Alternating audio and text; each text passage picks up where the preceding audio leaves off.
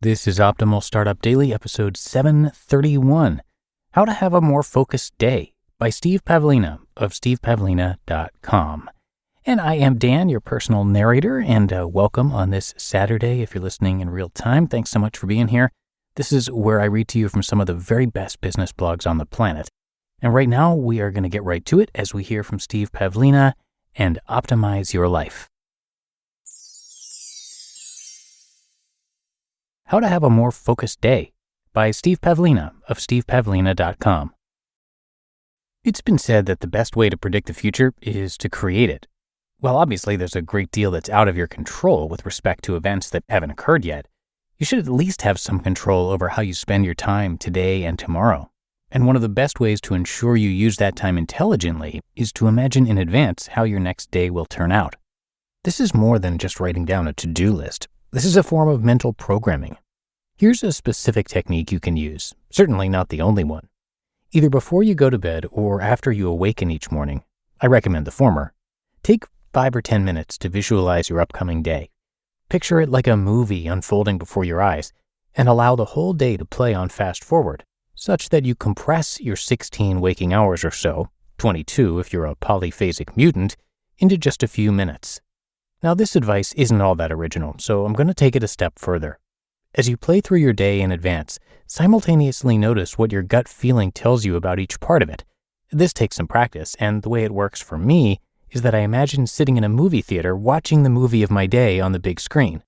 The movie plays on autopilot, controlled by my subconscious, and I use my conscious mind to observe, react to, and notice my reactions to what appears on the screen. It's a lot like being in a real movie theater, where you might feel some emotion during an emotional scene, and then you have this meta-observation that you're noticing yourself feeling emotional while watching a movie.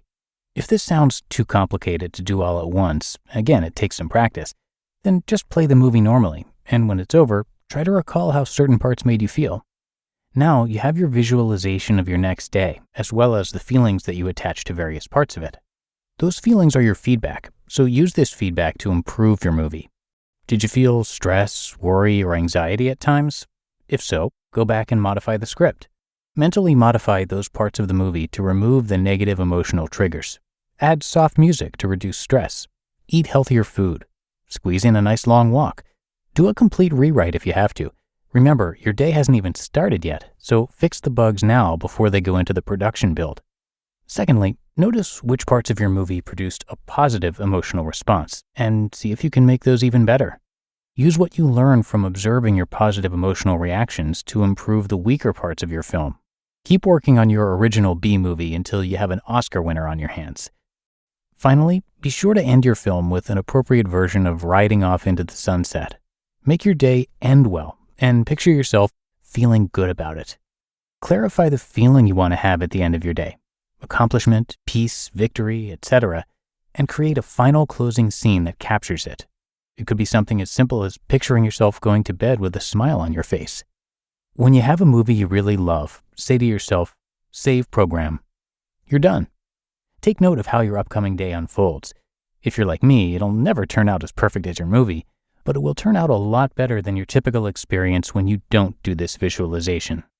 Early this morning, I did this exercise and imagined how today would turn out.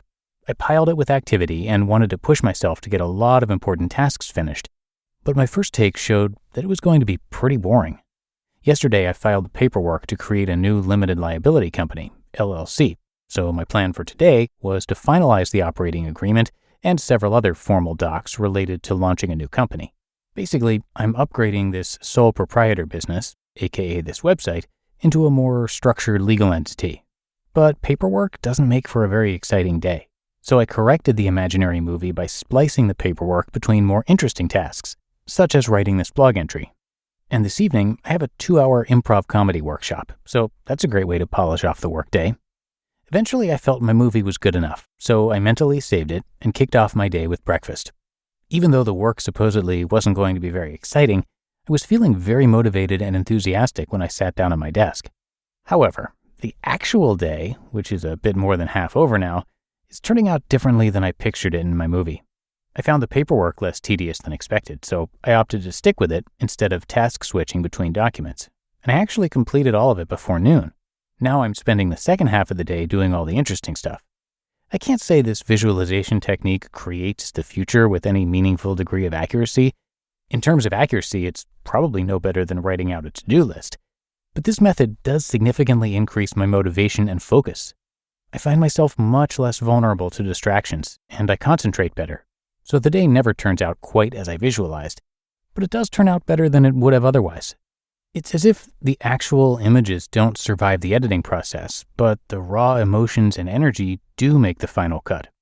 Sometimes it feels like I'm sending energy into the future, like passing a temporal football to be received by my future self who carries it in for a touchdown. Give the positive form of this visualization a try and see what happens.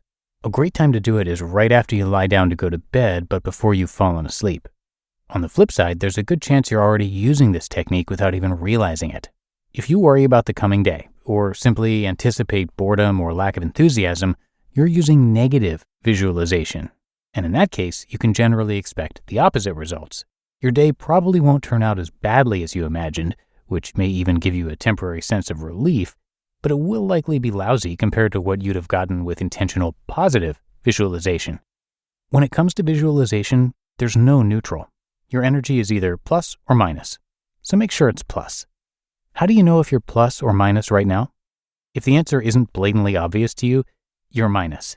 If you were plus, you'd have no doubt whatsoever. It's just like asking, is this a dream? If you have to seriously ask the question, you're definitely asleep and dreaming. In fact, that's a good way to become lucid. You just listened to the post titled How to Have a More Focused Day by Steve Pavlina of stevepavlina.com. And thank you to Steve, who is a widely recognized personal development blogger, in fact, one of the most successful in the world, with his work attracting more than 100 million visits to stevepavlina.com. He's written more than 1,500 articles and recorded many audio programs as well, all on a broad range of self-help topics, including productivity, relationships, spirituality, and entrepreneurship. And more specifically, conscious growth has been the central focus of his life. He studies what it means to grow and how we can deliberately invite, process, and integrate new growth experiences. Come by stevepavlina.com for a lot more on all this and to show your support. It would mean a lot to both us and Steve, as he was one of the first authors we narrated here back in 2015. But that is going to do it for today. Hope you're having a great weekend, again, if you're listening in real time. Thanks so much for being here. Hope you're here again tomorrow for the Sunday show, where your optimal life awaits.